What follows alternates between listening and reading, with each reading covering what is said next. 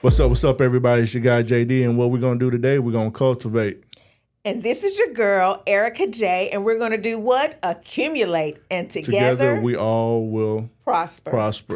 It's good to be back in the booth, Erica. We had a little hiatus. We did. But we're back now to finish off season 3 strong. So what's good? So much that's good. I did my conference last week, Manifest Conference. We had talked about that. I want to thank first our producer for being there to do the videos. Oh yeah, Cassius came through. Yes, and I want to thank you for giving me the opportunity to get ready for the conference, even to put us on hold with the podcast for a little bit to give me a chance to get ready.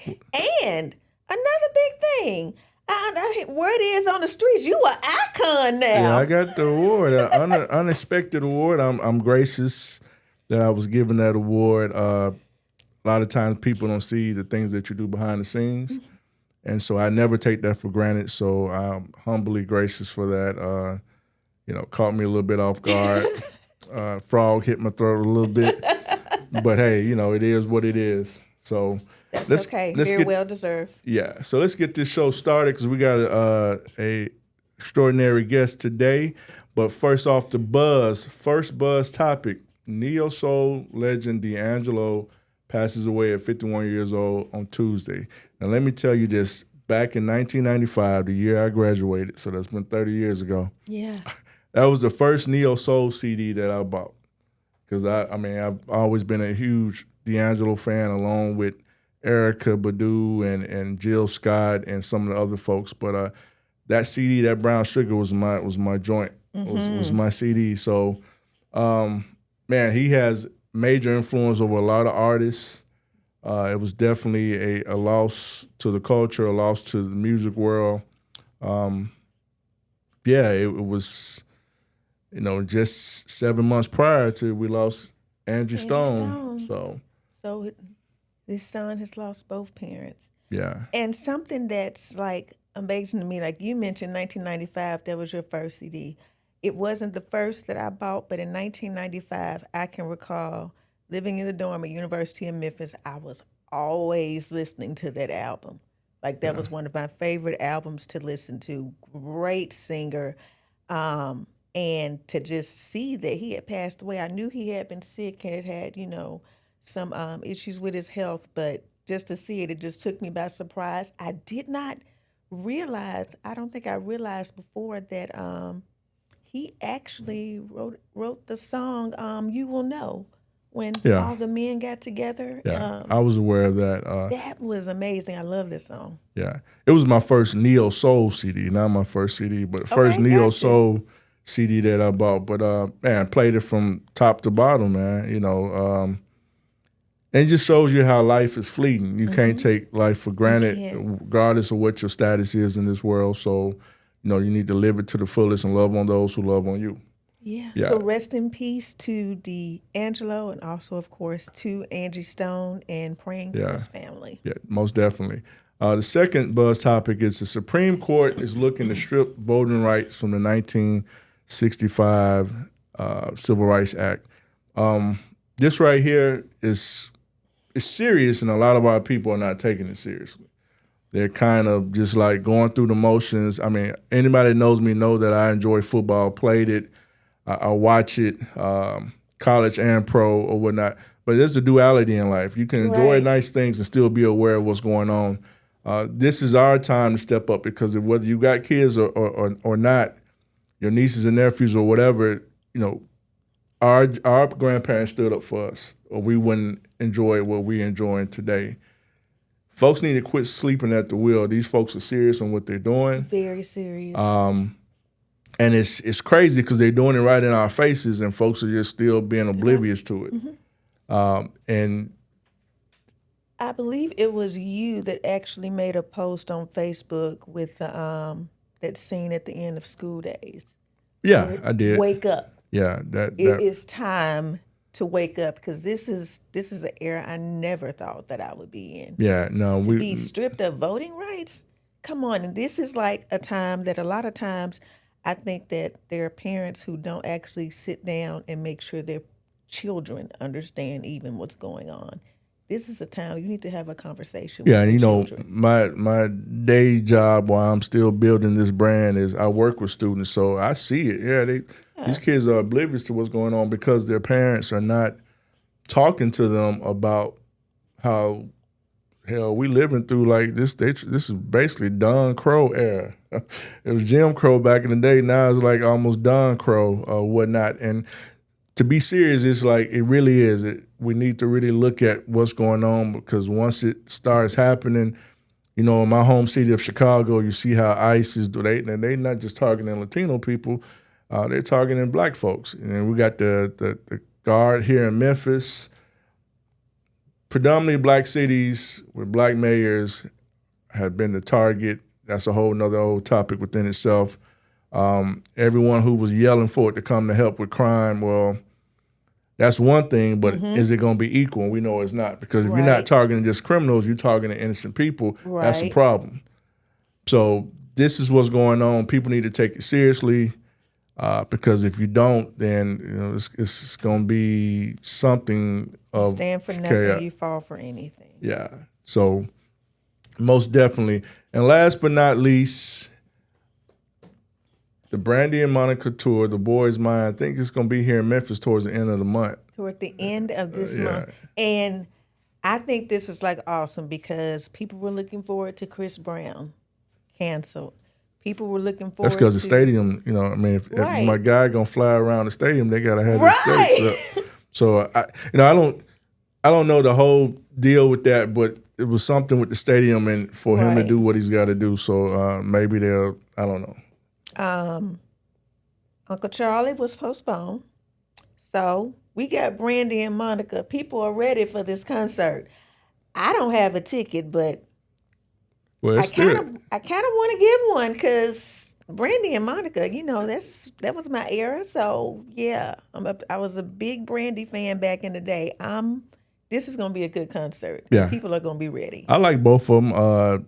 Definitely listen to Monica songs, Brandy songs, or whatnot. So I hadn't really thought about getting a ticket, but the possibility, it's always a possibility because even if I don't go on a date, if I go there myself, then there's going to be a lot of ladies there anyway. So it's a win-win. Classic JD. It's a win-win. But then to hear some good music because there's not too many people who sing like the era that we grew up in. Right. R&B, anybody that knows me know I'm an R&B lover from the 90s, 80s, and 70s. So it's just what it is. But it should, hopefully that won't be a cancellation because I know some folks going to be hot because I know some people who are going to it. But hopefully everything works out and it'll be a good show. I've been hearing nothing but good things about it. Right. Like the sounding and everything, everyone's sounding like they should or whatnot. So, and this is getting ready to start. Like I saw a post that it's literally getting ready to start happening. And I'm excited about it. Yeah, I think they had the first show. I'm not sure if it was in Atlanta or somewhere in the Midwest, but I do know they're supposed to be here in Memphis towards the end of the month. So I think it's October 30th or something like that. Yeah, so that's the day before Halloween. So yeah. Okay, well, we have a very esteemed guest today. This young lady is from Mississippi, but she's back here from California. She's the voice of untamed, dark, feminine stories, who she crafts stories about women who raise hell. Develop a guided journal titled Confronting Yourself with 50 Hard Truths. She has a firm belief you do not truly know yourself until you fully confront yourself. And her debut novel, which I have a copy of, which I'm going to get signed today once the show is over with, is a psychological thriller called Dana's Manifesto. So introducing to many and introducing to a lot, TamekaRFrost. Hi there. Welcome. Thank you so much for having me here. Thank you. No problem. So besides a little bit that I've shared, what is something you want to tell our listeners and guests and subscribers? Well, I actually grew up in Mississippi. I was born in Kalamazoo, Michigan, so I kind of still have a little, Midwest. Yeah, a little bit. Okay. My mom was a teacher when I was a kid, so I got a lot of my reading and writing from her. Like I've always, when I was little, I tell everybody I saw my mama reading books all the time. I saw her writing all the time because back then, it wasn't internet and all of that stuff, and social media wasn't as big as it is now. So she would write, like literally handwrite letters to her friends all the time. So when I was younger and didn't even know how to write, I would see her doing it. So she would give me paper and pencil, and I would just sit there and scribble on the paper because my mama was doing it, So I got older and I just continued to write and read. And I always tell people that story. Like, I always have to give credit to my mom because with her being in the school system, she was a big reader, big writer, and it just kind of bounced on me. So that's where I got this love for these crazy books from. That's amazing too, because I'm a writer too, but my favorite subject was English. Oh, wow, that was my favorite subject. Yes. Some people it's math, but mine was English. And I don't see how people can like math. Right. Well, let's hold off there because I'm a math dude and I'm an author, but it's just as a duality, I have that side of me that likes numbers and stuff, and then I had the creative side of me that writes. That so I became an author. Well-rounded individual. Yeah, Right. try to be diverse set of skills. And that leads me to my first question. I want to ask you: what sparked you into becoming an author in the psychological feminine genre? Because that's different. I mean, it's out there, but it's not that many. It's not as many sisters that are in that. So you're in that. So what sparked you to become that type of author? Actually, what you just said, it's not a lot of sisters that do it, and actually I've talked to authors before, well-established authors, and I told them, well, I'm writing a book called Dana's Manifesto, and it's about this, and it was like, whoa, like, you're stepping into an arena where it's not a lot of you that's doing that, right? Like, that's actually pretty good that you're doing it. So I always say, when you hear about the crazy, scary villain, it's normally a man. It's normally Jason, Freddy, all of those crazy people. You don't really hear a lot about a Black woman being crazy, or like, oh God, she's going crazy. So that's what Dana's Manifesto is she's the villain. She goes into this mental decline that turns her into the villain. So she wasn't born a villain, But that's exactly what it is, being in that genre as a woman where there's not a lot of us. Of course, it pushes me to do it better and better and better. I'm writing another book now called I Know Where My Neighbor Hides the Bodies. So that's going to be my next one. And of course, it's going to be a crazy story as well. But that, exactly what you said, just wanting to be the one to tell a story that's going to start you off like, whoa, and then at the end, you're like, what did I just read? That's my goal for every book that I read, right? And it's funny that you should say this because it goes right into my first question. Because I wanted to know, what was your motivation for writing Dana's Manifesto? When you have this thought in mind of what you want to write about, but it's like, how am I going to get this to take place? What's going to happen here? What can I draw from? So what was the motivation? My truth with Dana's Manifesto is, when I started writing that book, I didn't know where it was going to go. I didn't do an outline. Wow. I didn't have an idea. I didn't know. I had no idea where that book was going. I knew I wanted to write a crazy short story, and I knew I wanted to get my name out there. My goal was to write my first story to get my name buzzing. And I said, okay, whatever I write, it's got to be good. It's got to be where people are like, okay, well, when is the next book coming out? What is the next one going to be about? So I think I tapped into that a little bit. But honestly, when I wrote Dana's Manifesto, at first, I was thinking about writing like a book about myself. And it was going to be called A Real One's Manifesto, where I was just going to get raw and real and just talk about my life. And I started thinking, like, people don't know me like that. Like, people are not going to buy my book. I said, well, maybe I can just write a psychological thriller, something that'll get my name buzzing. And later on, I'll say, okay, now I'll write a book about myself. But when I wrote Dana, I don't even know how I came up with the name. Like, I just literally started writing. And the book, I said, okay, it's going to be about a Black woman. And I remember one time I read Stephen King's book on writing. And he said, when he writes, he'll come up with the characters, and when he writes, the characters tell him where the book is going to go.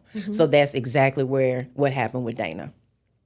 And that's really interesting because I've heard someone even who writes plays that she actually talks to her characters to get a feel. And some people might think that's strange, but when you're a writer, you can totally understand it because it's like, okay, you have to be in tune with the character and understand the character. So it makes a whole lot of sense. Absolutely. So what I want to ask you is, what sparked your belief system, or you do not truly know yourself until you truly confront yourself? Because that's almost like something that I would say in a brain drop. Because so how does that apply to Tameka? Ooh, wait. Tameka has been through some things in her life. It's been some things that has not been easy. There's been times when Tameka has wanted to give up. There has been times when Tameka didn't know what the next step in her life was going to be. There has been times when Tameka was just confused about everything. So when I say you have to confront yourself, basically what that is you have to quiet all of the noise around you and really go inside yourself mentally and say, okay, what do I need? Where am I trying to go? What am I trying to do? There's things that, not now, but, there's been times when I have looked back on situations where I was like, I would go into another situation and I would be like, why am I feeling this way? Like, why am I feeling a certain type of way about this situation? And then going inside myself, I had to realize subconsciously there's things that I never really got over. I never sat down and told myself, okay, look, this is why you went through it. This is how you need to handle it. This is how you need to get over it. A lot of things take time to get over, but also a lot of things take you literally talking to yourself and saying, look, this hurt you, but we're not going to drag this, too much longer. We're going to get over this and we're going to keep pushing. So that's where it is. You don't really know yourself until you fully confront yourself, because there's things that we deal with every day, and how we handle them and how we think about them is because of things that we've been through in the past that we never really handled. Like a lot of times they'll say, oh, you just need to get over that. A lot of things you can't just get over like that. You have to really take the time and focus, figure it out mentally, spiritually, whatever your thing is, and just move through it that way at your own pace. So that's where that came from. Yeah, and it's different for everyone. Like it's not a one size fits all. Absolutely. And a lot of people tend to, when they say things like that, well, just get over it, just whatever. It's like, yeah, that's the goal, that's the objective, but it's different for everybody. Absolutely. Because everybody has a different mental capacity. Everybody, emotional states are different. Absolutely. Right. And so this goes for men and women. So when people make a blanket statement like that, I'd be like, hold up now. You can't, tell someone just that off the rip, because everyone is built differently. Right. Right. So as all of us are writers, writing can be therapeutic. Is that how you got the journal? Well, okay, so how I came up with Confronted, I said that, there's, with thinking about, what we just spoke on, sometimes all we need is for someone to say, so how are you today? What do you need today? Like, how can I be a help to you today? That's what Confronted is. Confronted is asking some very hard questions. That's another one that I didn't do an outline for. I literally thought about myself and I said, what are some questions that I would want people to ask me? So there's one question in there. And basically, let me explain. So what Confronted is a guided journal with 50 hard truths. So each hard truth is a journal prompt. So you read the journal prompt and you follow that prompt. And I always tell people, I don't suggest that you do it all in one day. Just do it in 50 days, so that way you can really think about what you're doing. So I came up with that, with hard questions which is basically going to help you confront yourself. There's one question in there that says, so who is in your life today that you know shouldn't be there? You know, who is this person that you're still dealing with that there's no benefit to this person being in your life? They're just there. They bring you down. They drag you down. They talk to you crazy. So why are they still there? And that's like, there's some of them in there. Some prompts actually have a follow-up. Okay, so you said that this is the person that you know that shouldn't be in your life anymore. So the next prompt is, why are they still there?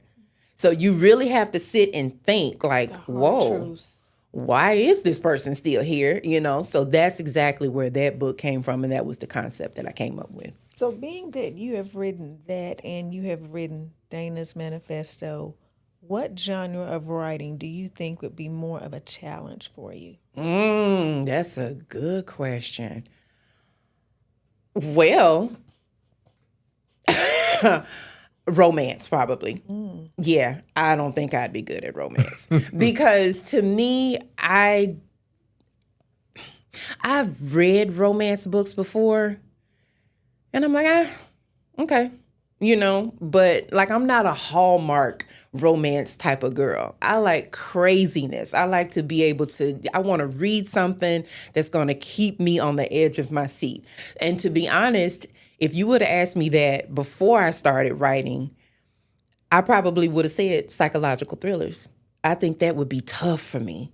But I actually jumped into this writing what I feel would have been hard, you know, if you would have asked me that before I wrote the book. So I think romance, absolutely, because I'm not a, you know. Yeah. So is that because, like your movies, you watch different types of movies, you lean more into those drama movies as opposed to the rom-coms? I do. And people talk down on Tubi a lot, but look, don't sleep on Tubi. Tubi got some crazy movies on there. I gotta get more into Tubi. Tubi is good. And so they have a lot of movies on there that remind me of the things that I like to write. So yeah, I couldn't do it.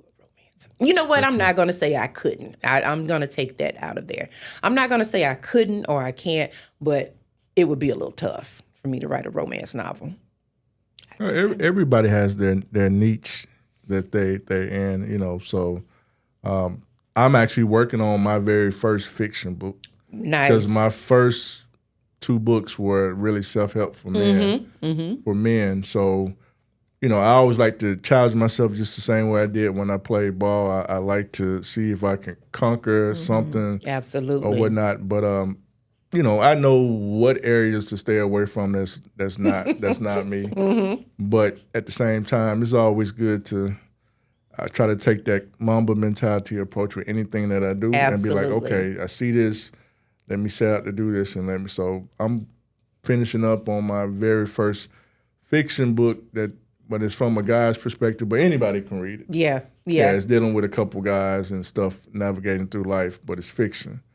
So congratulations on that. Yeah. So since you're on the CAP, we always ask our follow-up questions from the acronym. When I thought of this concept, I took the word CAP and put a spin on it, and it was like, instead of it meaning, like we know the slang term cap mean you lying, I said, okay, I'm an acronym guy, so I was like, CAP, cultivate, accumulate, prosper, because I feel like if you're trying to do something meaningful in life, you're trying to do those 3 things. Absolutely. Or you should be. Absolutely. So I want to ask you, how's your life experiences allowed you to cultivate Tameka the author? Okay.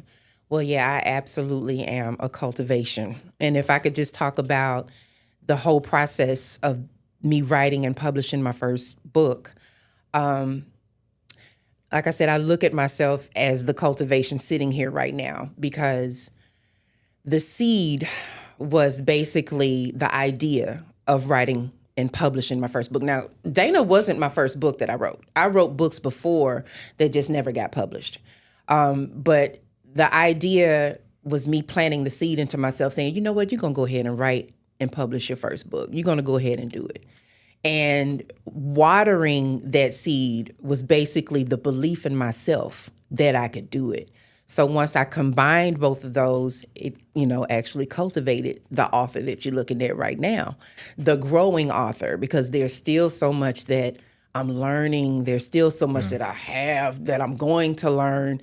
So I look at the cultivating part as basically me in bloom, you know.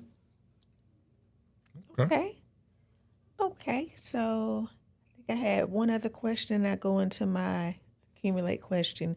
What advice would you give someone who wants to get a book out but doesn't know where to start? Do it.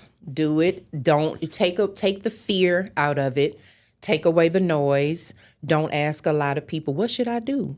Because a lot of times we'll ask people that have no idea either. So if you're going to ask someone for advice and you're going to ask someone to guide you, ask the right people. Because there are people that'll say, well, I don't know. I don't think that's what you should be doing right now. So if you listen to the, so much noise, that'll make you not even want to do it. Do your research. You got social media right at the palm of your hand every day. There's, sometimes we sit and we scroll, we doom scroll is what they call it. So take away time from your social media and get on ChatGPT, Google, Yahoo, whatever.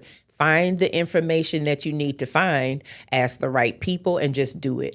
I actually have people now that ask me, how do you write a book? Like, how in the world do you write a book? I'm like, you just write it, you write it. And I was speaking with a friend of mine not too long ago, actually a couple of weeks ago, and she said, I want to write a book, but I don't know how. I said, yes, you do. And she said, no, I don't. I said, have you ever written in a journal? And she said, well, yeah. I said, okay, you know how to write. Because her thing is she wants to write about herself. So when you're writing in a journal, you're pretty much writing about yourself. Exactly. So all you have to do is just transfer that over into the book that you want to put out there. So just basically research, ask the right people, and do it. Take the fear and noise out of it. I think a lot of times it's the mental block. Absolutely. People, they are able to do something, but when it comes to elevate what they're able to do, now the fear sets in, and they don't even realize it. So they'll get inside their own head and talk themselves out of it, That's or right. let somebody else who's not doing anything talk them out of it. That's right. But like you told your friend, if she writes in her journal, and I've never been like a journaler, but I like reading outside of playing sports. So pretty much, if you're gonna be an author, and I don't know too many authors who don't read. Right. But right. and there was a myth that black men don't like reading. I was like, nah, I read. Absolutely. But so you gave her the right advice because she's done that. She just got to get out of her head that now it's going to be a whole book. Yes. And I think that's probably the fear factor that she's dealing with. And Yes. I can understand it because I know a lot of people who have that fear. What if I don't reach enough people? What Right. if I don't write about the right thing? What if nobody buys the book? Absolutely. And then my what if is, what if they do? Absolutely. Turn that question around. That's right. Stop feeding yourself negativity. Like negativity is so easy it's so much easier than positivity. It's easier for us to lean into what we feel we can't do than to say, okay, well, I can do it, because when you think about what you can do, you have to think about the process, the ideas, putting it together. But if you just say, oh, I can't do it, you don't have anything to work toward. Testimonies that's in right. the process. Ooh, And wait, just wait till you wait. get on that I was other about to side say, of yes, fear. yes. Once you get on the outside of fear, because I'm gonna be honest with you, in this process where I am now, I had no idea I was going to be a part of like Author Fest. I didn't even know what an Author Fest was, Now, I did see myself signing books. That's a manifestation. I don't know if, I posted in my story just yesterday a shot that was taken of me like from the top, and you could see me signing. I was signing someone's book. And you couldn't even see my face. But I was like, this is one of my proudest manifested moments. I was like, I'm going to be an author one day. That's right. I'm going to be an author one day. I'm going to be signing books and everything. So once you see yourself, who is that? Oh God, I put myself on the spot. I can't think of who it was. But there was someone, a motivational speaker, Napoleon Hill, maybe, that said you have to see your life in the end. You have to live in the end. Once you see the outcome, everything else is just in the middle. Yeah. That's interesting. Absolutely. You'll hear why I say that's interesting later on. Okay. But with my last question of the day, in all of your endeavors, what would you say you have accumulated? Oh, my goodness. Oh, so much. So much. I have accumulated a lot of more belief in myself. That's the biggest. Oh, that's the biggest one. I've also accumulated friendships. I've met a lot of great people along this journey. And this journey is not long. Like, I'm literally just stepping out in this thing. Like, this is the beginning for me. But I have met so many people. The Author Fest was a big chance for me to meet other authors across Mississippi. I actually met people that owned a publishing company, Rose and Pearl Publishing. Shout out to you guys. They actually were set up right in front of me. And I didn't even know that it was a publishing company, until like we started meeting each other and everything. Just people interested in my work. I can't say I didn't believe it would happen, but I didn't know it would happen so fast. So going through this process pretty much is like, girl, you can do anything you want to do. So I have accumulated so much more belief in myself. And I've always been a talker. I've been able to, I could walk up and talk to anybody, but this is building me to be able to move further and talking to more people that I never, I'll be able to be in rooms with people that I never saw myself in rooms with, Even meeting, coming along, I've been knowing JD on social media for a while, but even meeting you and you guys bringing me along in the, to interview on C.A.P podcast, this is wonderful. So just being able to get out there and just take in everything that it gives is, it's wonderful. Right before JD goes into his last question, something that I said last week, and this was the theme of Manifest Conference, and I feel I need to say this to you. When you're in your element, things happen. Ooh, okay. I like it. That's it. When you're in your element, you were in your element, you're in your element.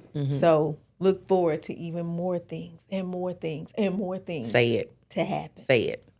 I'm claiming it.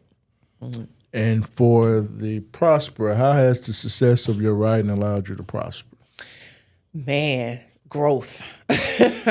Growth mentally, spiritually, and prospering with, with this whole thing. It's not all about money. It's not about prosperity with the money.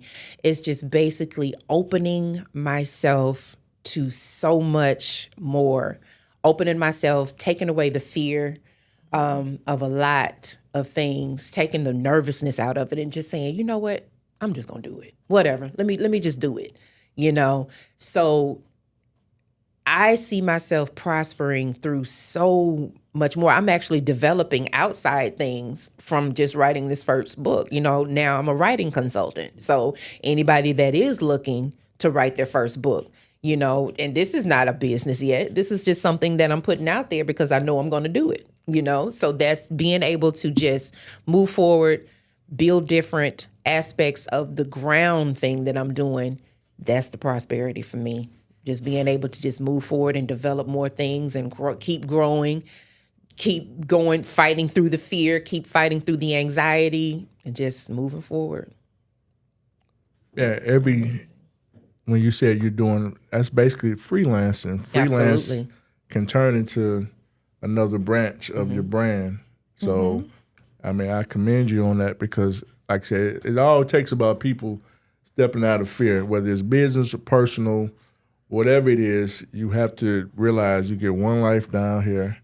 And if you believe in the Most High, then if you believe, then like the scripture says, faith without works is dead. That's it. So I try to operate from that standpoint. Even when it gets frustrating, I'll have a little moment and be like, all right, JD, self-talk myself and be like, so what's the next pivot move? Right.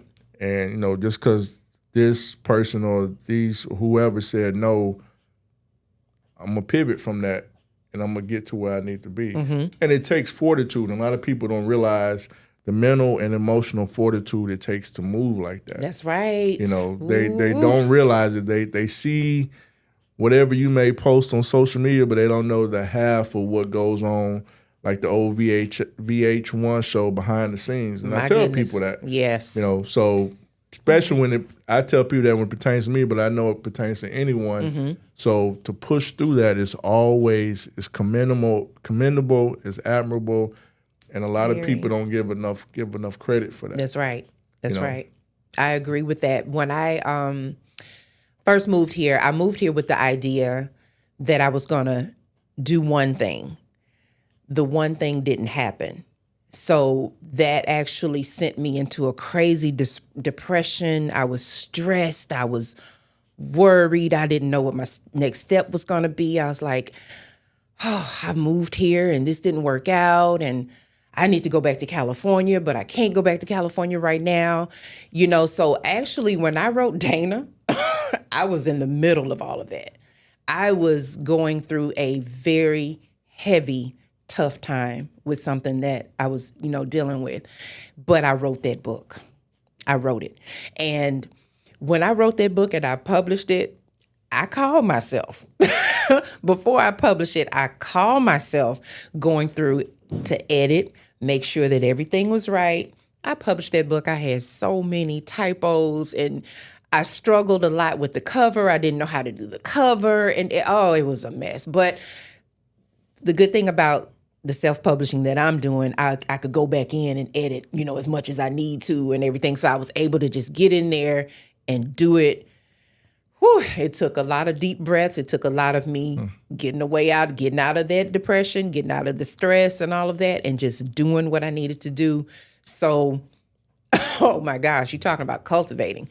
That was the part that I think built me the most, actually getting that book done through that.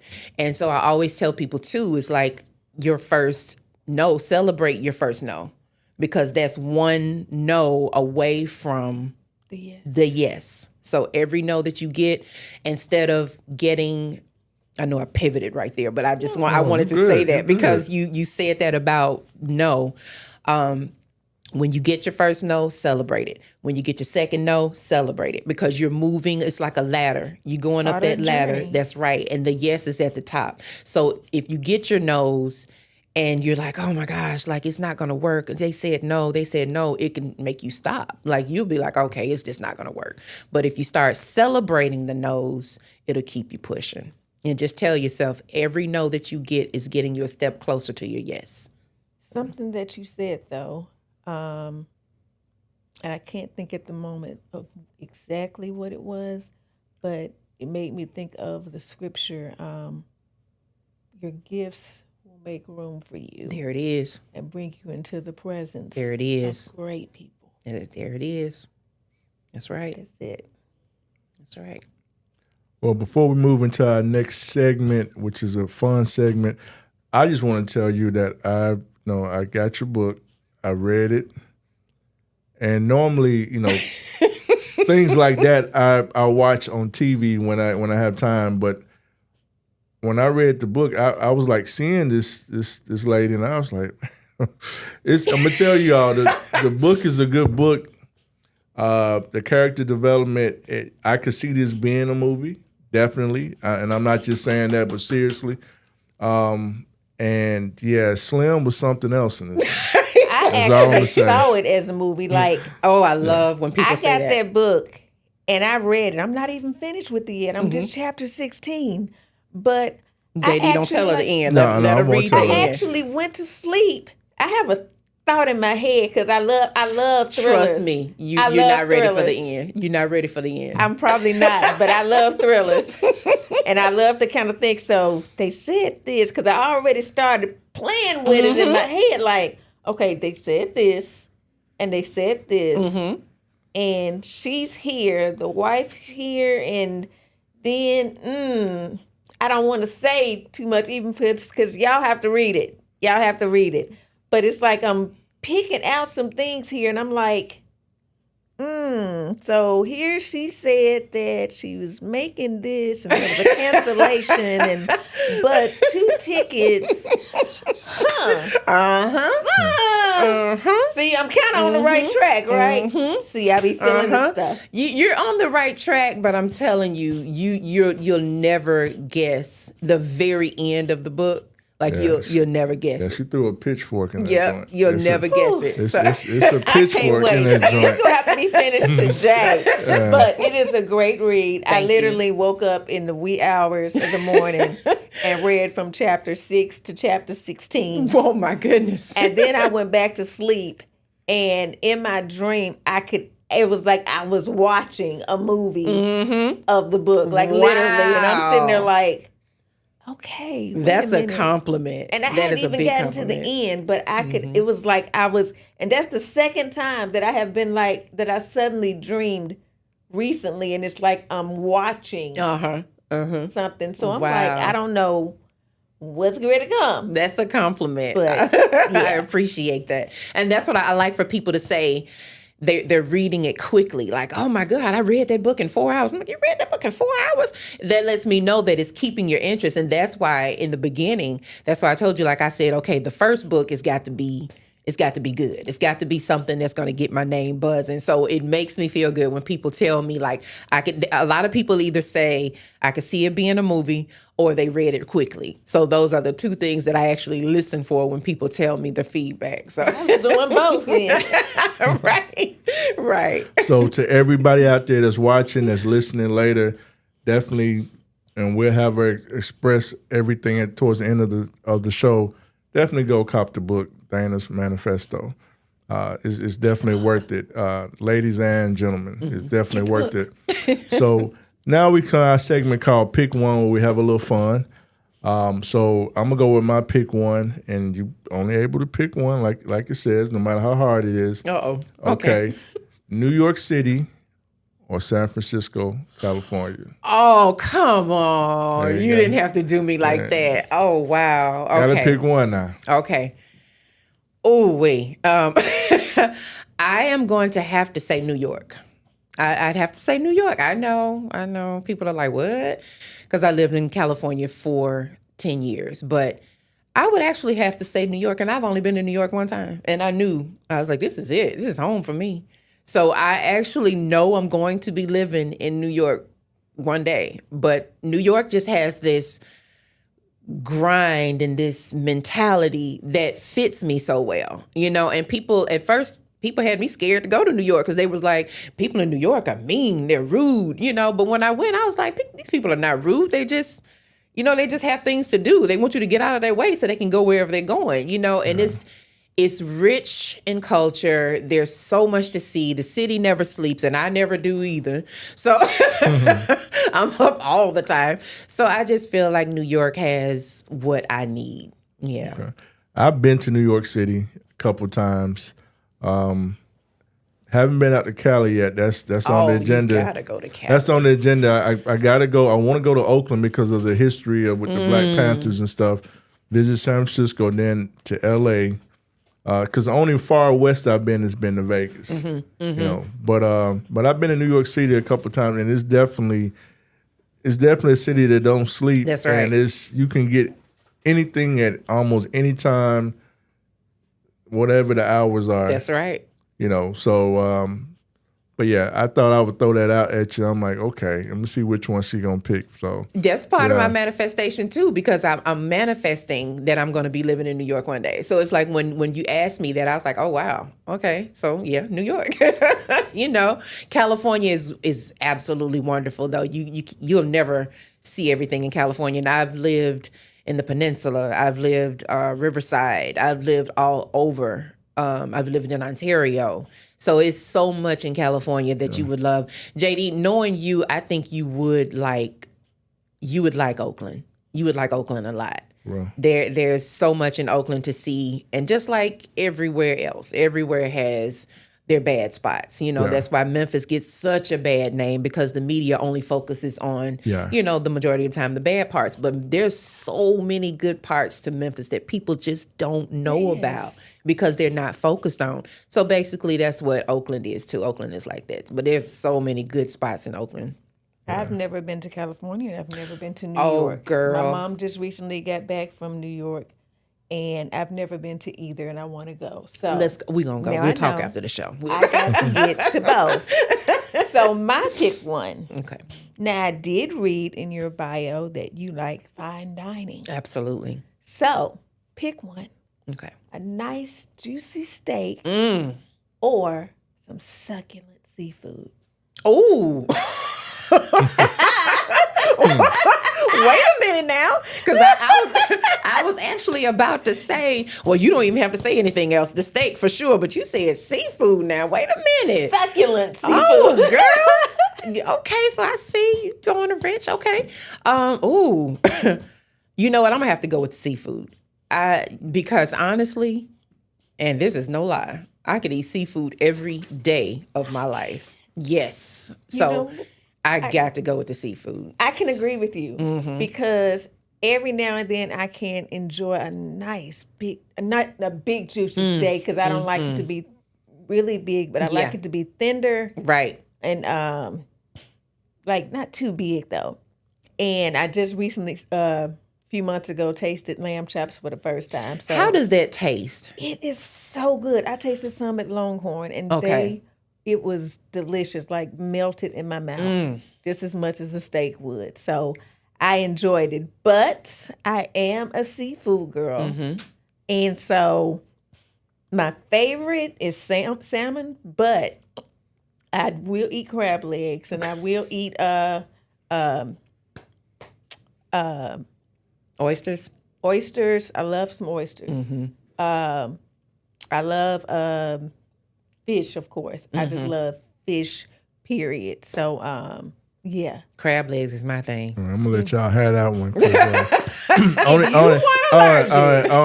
Only seafood I eat is fish, which is salmon is my favorite fish, but I'm allergic to shellfish. So, and what's crazy is folks that I've dated or been in relationships with in the past, they all love shrimp and crab legs. So they know, like, okay, we go out there or whatnot, but you can't kiss me until you got afterwards, until you go gargle or whatnot. And some people say they grow out of it. I don't know if I have. I don't be trying to test it. Yeah. So folks be like, well, you just get some Benadryl. Like, no, I'm not fit to put my health at jeopardy. This ain't Hitch. I'm not fit to play this game.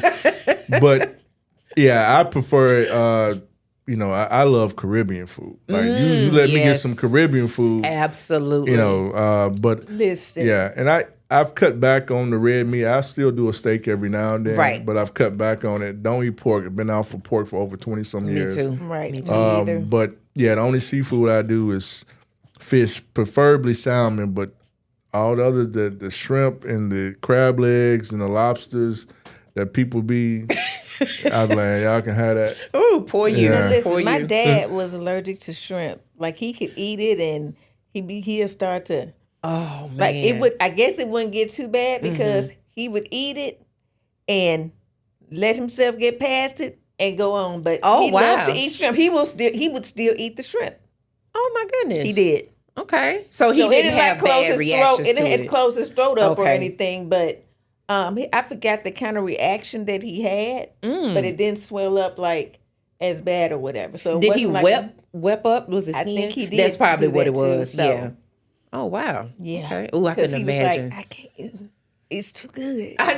See, that's how I am. I couldn't imagine being allergic to like crab legs and shrimp. And see, just the other day, I patronized this black-owned restaurant, and they end up giving me. I got a platter of some food, and when I opened up the thing, I was like, whoa! I said, this shrimp. They was like, oh yeah. Oh, you didn't order shrimp? I said, no. I said, hey. Oh, man. It's like, oh, we sorry, we'll redo the whole order because they had the other food around it. Yeah, they had to do, yeah. So, and it was an honest mistake. I didn't trip or nothing, but I'm glad I opened it up instead of getting back home and looking at it. Then I probably be like, I know, goddamn well, right. So right. But yeah, so like I said, I know some people say they grow out of it. I don't know if I ain't even trying to find out. Yeah. I just know I don't. Even back in the days in college, when before getting off the meal plan, buying those ramen noodles, I didn't even do the shrimp flavored ramen noodles because what it would happen with me, it make me feel like I got to constantly spit and my throat would itch. Oh, yeah. So that was when I learned that I had an allergic reaction to it because I was like, I'm constantly doing this, like I'm a fiend. So, That's what happened to my dad. His throat would itch. Yeah, it would itch, and I feel like I got to spit, and I was like, oh, no. So I haven't, nothing shrimp. And if I'm around and I smell it, it don't affect me that bad, but I just don't eat it or any flavored nothing with it. So. And I don't do fish at all. Now I'm going to tell you something funny. I don't do fish, but I eat Captain D's. I know. Yeah. I know. People they're always like, huh? Fish. Yeah. But like if you take me to a fish fry, you can expect me to just eat the sides. I'm not going to eat any fish, like no kind of baked fish, nothing. But I eat me some Captain D's. Wow, I know that's weird, but that's I the know only some fish I people eat. don't like salmon because of the fishy taste. I love salmon, though. love It's it. my favorite. I It's can't my do favorite salmon fish. either. It's my I've tried. I cannot. I've It's had my stuffed favorite salmon. fish. I've had any kind of salmon pasta, salmon salad. Well, you don't have to worry about me eating off of your plate. Yeah, but that crab and shrimp, nah, I don't. Any of that, I just. It's a no-go for me. Oh my goodness, I couldn't imagine. Yeah. Well, we're gonna pivot to the next segment of our show, but before we get off into the banana peel, we want to let everyone know that if you have any questions for us on the banana peel, you send that to the C.A.P podcast 3 at gmail.com.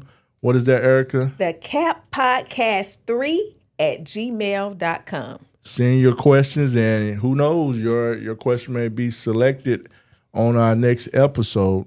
And now, that nice little red dot right there, you see it? That link below. Click on that subscribe button. Subscribe right now before you even subscribe. think about anything else. Subscribe right now. I'm just saying. And you can catch us on all of your major streaming platforms. So without further ado, let's go into the banana peel segment. Today's banana peel, it says, "Hey, JD and Erica. First off, I'm a huge fan of the podcast. Now, I'm in need of some advice. 18 months ago, I started dating a guy from my hometown of Charlotte, North Carolina. I was living in Phoenix at the time. We met when I was home visiting, began talking on the phone. Eventually, he flew to see me a few times, and things became official. I made the decision to give love a try and relocated back to Charlotte.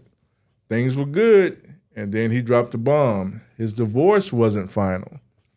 This was never mentioned the whole time we've been talking. I feel some kind of way on what else he may be withholding. What should I do?" And this is from Tiffany from Charlotte, North Carolina.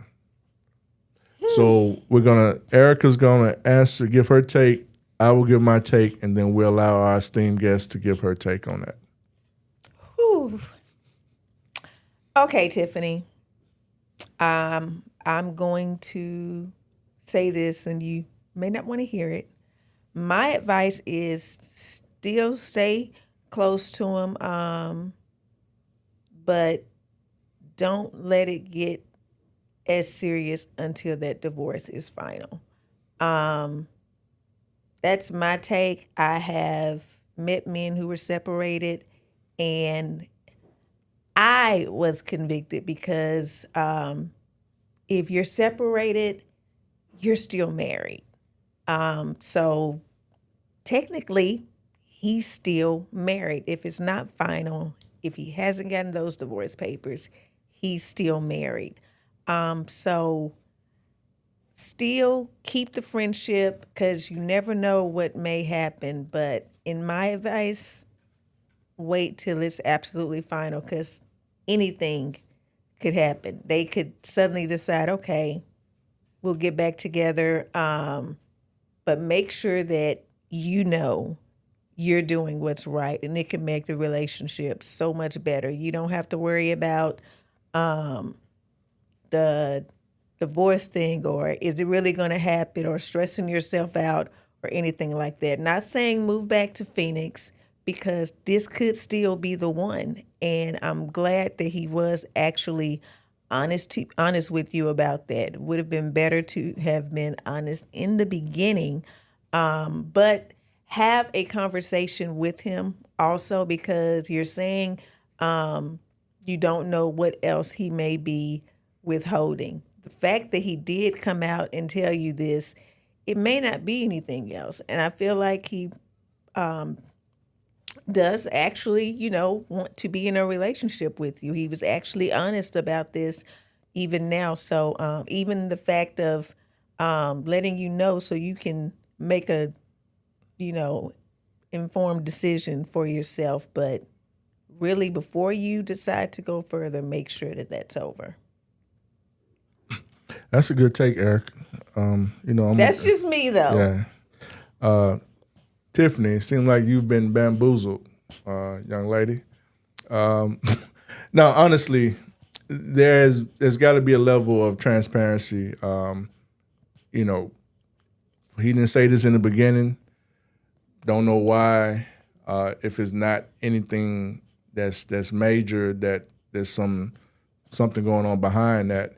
But you have a right to feel the way you feel, because I'm sure if it was the other way around, I'm pretty sure you'd feel the same thing. I know I would. Mm-hmm. But yeah, you definitely got to have some hard discussion on what's what, and if there's anything else that needs to be said, because that right there it breaks trust with somebody. It does. It fractures any trust, because you decide for whatever reason, and this was of your own free will, so you can't blame him for this, but you relocated there. So, but I do get the fact that you're talking and you was thinking you all was about to pivot somewhere else, and now this has been dropped on you. So besides soul searching with the Most High, you definitely got to have that hard conversation with him to see, like, what's the deal, man? Like, because no one wants to feel like they are an option. Let's just keep it real. I mean, I know I don't. I tell anybody, if you got to choose, goddamn it, choose. You choose right or choose the other way. But I'm not going to wait around for it to be someone's choice if they have options or what have you. But in this case, just let them know how you felt. I'm sure you already have or whatnot, and then use your woman's intuition on what you feel is best. And even though you relocated there, it's not all is not lost, because then that may be the Most High relocating you for another reason. And, you never know what may happen, whether it's with him or with someone else. But just make sure you have that talk to let them know how this has caught you off guard. Right. You're glad he finally was honest about it, but that should have been something that should have been said while you all were. Because 18 months, I mean, that's a year and a half. That's quite a bit of time to be building something with somebody, long distance or in person, or a combination of both. So, we have to hold people accountable, because if you never hold someone accountable, then they'll just do whatever the hell they want to do, whether it's intentional or unintentionally. And we're all human. We all want, what's best for ourselves. And when someone cares about you, they want what's best for you. So, I mean, I give them credit for coming forth and saying that, but I guess it's just the timing after the fact.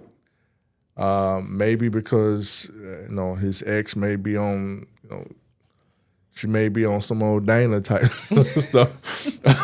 Who knows? Now. Who knows? Now. But whichever the case may be, you know what I'm saying? So, I hope he ain't got you in that type of situation. But, just have that hard talk with him, because you deserve what it is that you deserve. And if someone truly loves you, even if it's not them, they want what's best for you. I've had to learn this in my life with dealing with people that I've had to either let go, or people who've let me go. And that's fine, because if you really love somebody, you want the best for them. You don't want to no, I want to hold on to you, but I don't. No, we don't. No one who really wants the best for you will do that. Right. So definitely have that conversation with my guy, and and make your informed decision based on your woman's intuition, your discernment on how you should pivot, and just know that since you relocated back there, make it count. Make it count for other stuff that you're doing. That's good. So now we're gonna have our take from my esteemed guest, Author TamekaRFrost. Tell us, what would you tell Tiffany? Tiffany. I have questions. I have questions that I need to ask before I give my take. First off, did she know that he was married before she moved? Or did she not know? So that's the big, I've been trying to look at it and see, like, I've been trying to figure it out. Did she know or did she not know? If she did know that he was married and going through a divorce, and she still made that, she stepped out on faith pretty much and moved there to be closer to him, then I would say, yeah, have a deep conversation with him. Make sure that he's clear with you about what he's planning on doing with you, because you're not just, like JD said, you're not just an option. You're not going to be an option through this thing. Now, he needs to tell you what it is he's planning on doing. He needs to tell you his plan of action of how this is going to happen. And if you didn't know that he was married and he just dropped this bomb on you, girl, I don't know if I'm the right person to ask, because like you said, Erica, you don't know, if he's holding anything else. Like if he dropped a bomb like that and you didn't know he was married, what else is he going to tell you on down the line? And you've invested so much of yourself in this. That's a tough one, because I know how it is and how it can be when feelings get involved. And obviously your feelings were very strong for this guy because you picked up and moved to be closer to him. But yeah, he's still married, he's still married. He's not fully divorced yet. So I would say at this point, talk to him first. And like JD said, that women's intuition, that could be something serious. So listen to yourself, listen to your intuition, go deep within yourself, confront yourself, and tell figure out what you need to do. What should your plan of action be? Because it shouldn't be about just what he is going to do. How are you feeling about this situation? What's going to make you feel better? Will it make you feel better to go ahead and drop it and run?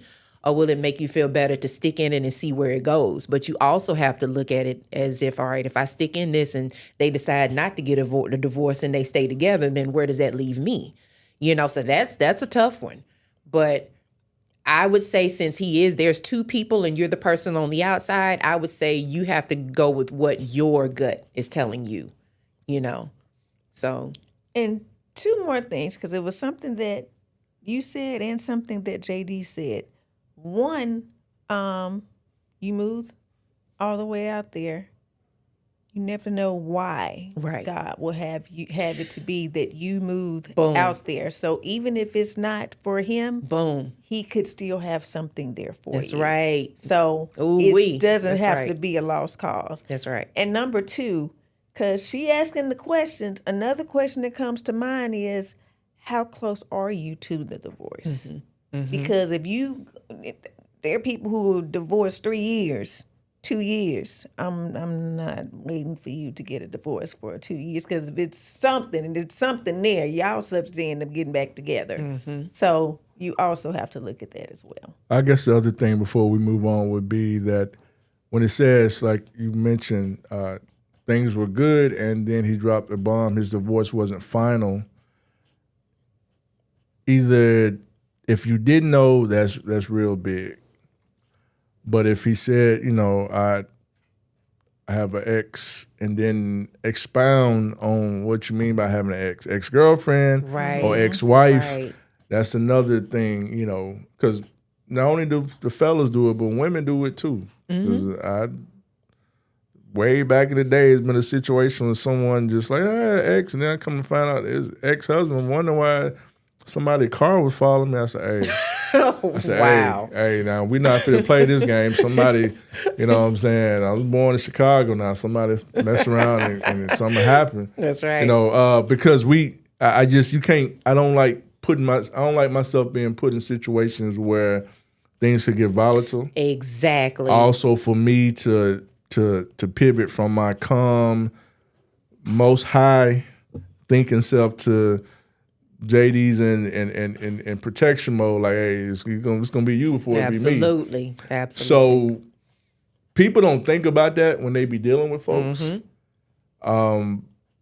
It goes both ways with women and men, but so once again, hopefully, however this should play out, whatever you decide, do what's best for you, but just if it was one of under those two principles or two reasons that he didn't tell you, or he just said he had an ex and didn't expound on it, that's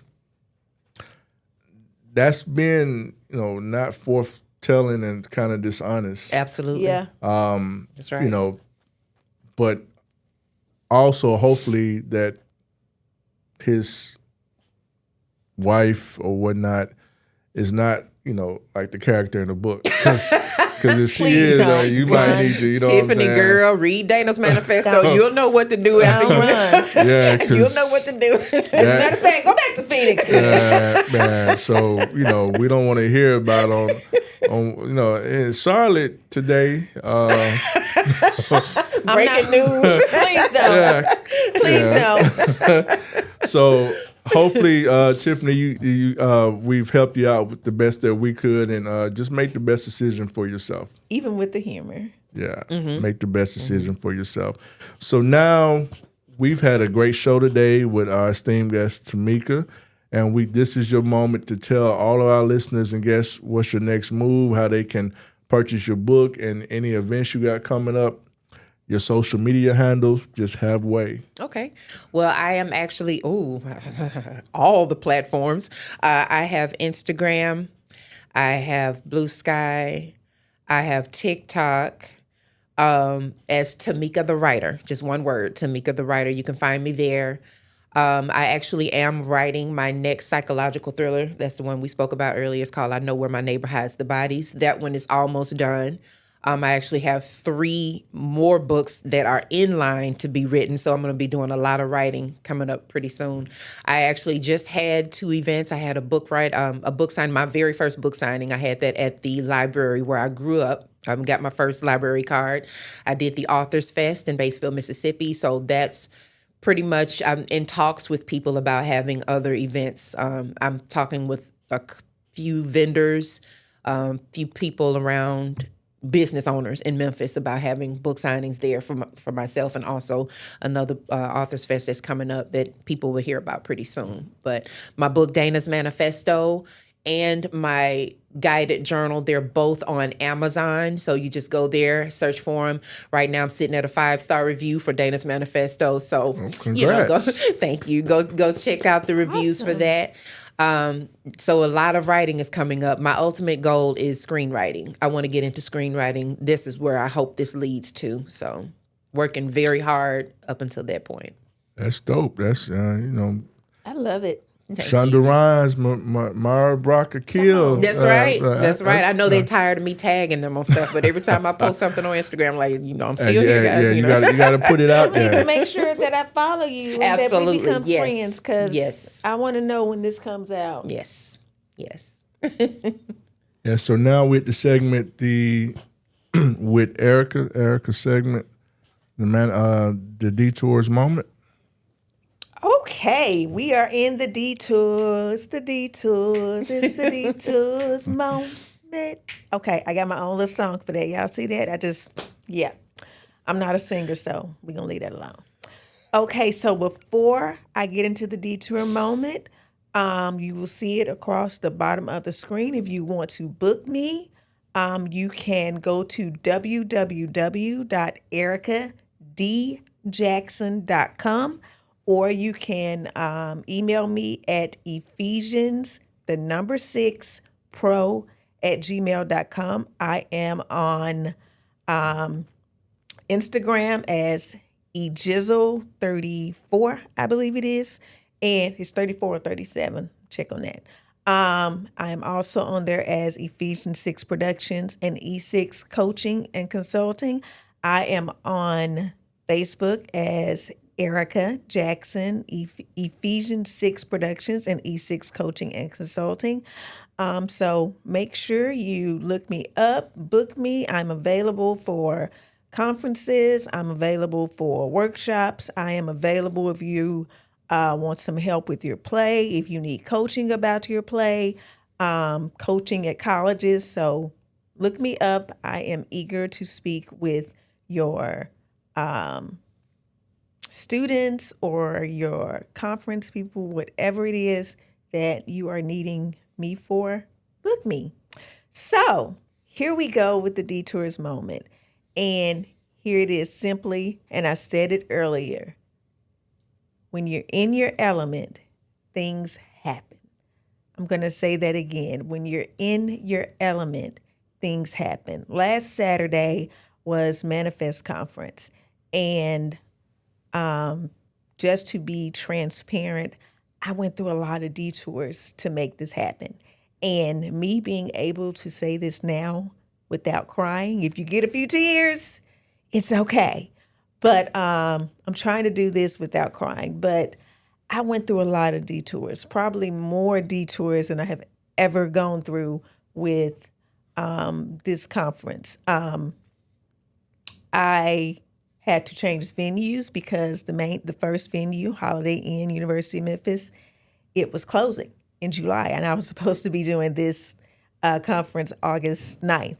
So to find that out, to have to wait to get a refund, to have to wait trying to find the best venue. So that meant I had to wait to put it out to everyone. So the word was not getting out as fast as I would have liked it to get out. So I changed the date from August 9th to October 11th.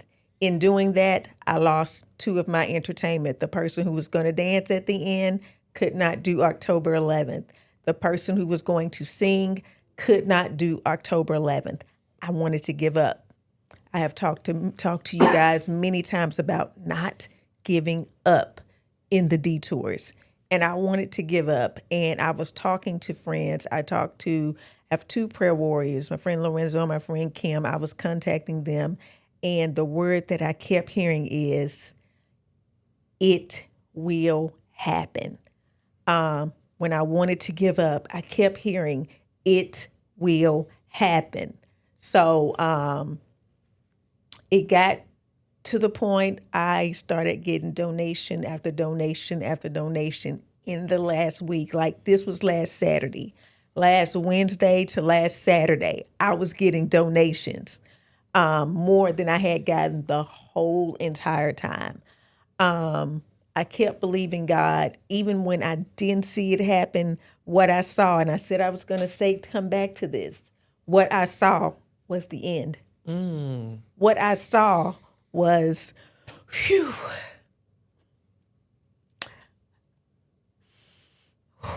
What I saw was people worshiping. What I saw was people going to these breakout sessions, which is the first time I had breakout sessions. What I saw was things happening because I did not give up. I was actually in my element. I saw someone get the Icon Award who didn't even know he was an icon. I said it. So I saw things happen. I didn't even have a media person because who I was going to use, they weren't going to be able to do it. So within almost pretty much that last week, I got my producer to do it at the last minute. When you're in your element, no matter what the detour, you are seeing right there in your element, just know, keep that end in mind and know it will happen. God said it will happen, and guess what? It did. Man, that was powerful, Erica. My goodness. Know how I'm going to follow up behind that one. I know. You know what I'm saying? We might as well just cut. But nevertheless, but yeah, I'm proud of you. You did your thing last weekend. And of course, man, just us on this podcast. I'm always proud of how, the podcast won't be the same if you wouldn't know it. It's us. We make this thing roll. And that was another major part, because actually letting people see what I do, because it was a business conference. So we had some people who had been guests here. Dominic Lawson, he just won some more awards this weekend. Yeah, he did. In podcasting, personal branding, the digital world, how to make your business profitable, someone who's very knowledgeable about business grants. So, man, and then to actually be on stage with my co-host and doing the banana peel, letting people actually give us questions, and us doing the same thing that we do right here on stage to let people see. And so that was amazing. That definitely was. So now, before I go to the brain drop moment, that link that you see below, Linktree/Jerry Davis, book me if you need a speaker, someone to be on a panel, workshop. Doesn't matter whether it's young men, young women, men, conflict resolution. Holla at your boy. Definitely would love to do that. The brain drop moment for today. Seasons change in time, cycles change when you do. Let me say that again. Seasons change in time, cycles change when you do. There's a season for everything in life. And everyone is going through different seasons in their life right now. And just like the seasons of outside happens when we're in fall, pretty soon we'll be pivoting to winter. Well, and we just left summer to get to fall, where you were in summertime, you wear a tank top, you wear, shorts. When it's wintertime, and unless there's something that's not functioning up top right, you won't be out in 30-degree weather with shorts on and tank tops. So seasons change in time, cycles change when you do. So let me bring this back home. A cycle is if you allow to get in your head, or you allow people to misuse you, or you have self-doubt, or anything of that nature, that won't change until you change. That's the cycle. People often, sometimes unconsciously, do the same thing over and over and wondering why they haven't made a move yet, why things haven't changed for them. That's because you caught up in a cycle, whether you realize it or not. But at some point, if you're a grown adult, you have to realize this is not good for me, whether it's dealing with family, whether it's dealing with significant others, or whether it's dealing with self. Like, if you're going to lose weight or work out and go to the gym, you got to be disciplined enough to go lift the weights, do the cardio, leave them Oreos alone. It's a cycle. You got to be able to do that. If you don't, then nothing won't change. So just remember, seasons change, but cycles change when you do. Man, look. So that's the brain drop for today. We've had a great show. Once again, I want to thank our esteemed guest, Tameka, for coming on here today. Thank you so much. It's been a pleasure. And I'm looking forward to other big things from you. Thank Me you. too. Most definitely. So everyone, please go out and purchase the book. She's giving you the information where you can purchase it at. Definitely purchase the book. It's worth reading, and it's definitely something that I'm looking forward to her second book, because if it's anything like this first one, or if it takes it further, then we need to go ahead and get that on the screen. And it is on Amazon. It's paperback, e-back, and if you we also have it on Kindle Unlimited too. So if you have Kindle Unlimited, it's free. So just go grab it. Most definitely, people. It's a good read. So, like I said, this has been a great show today. And like I always leave at the end of every episode, I always leave you with this. If you're going to be anything in life, be for real. This is JD. And this is JDEricaJ. Peace. See ya.